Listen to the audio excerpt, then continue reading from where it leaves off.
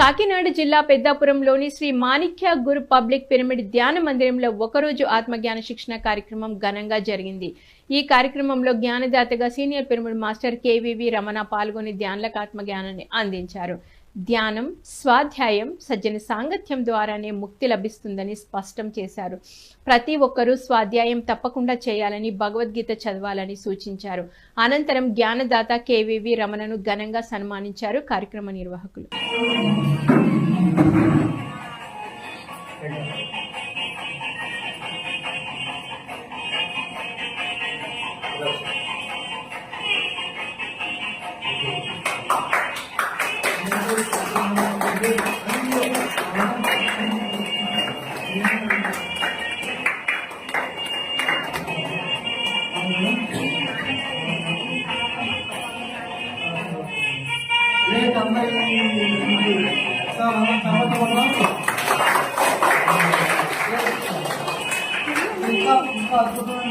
తూర్పు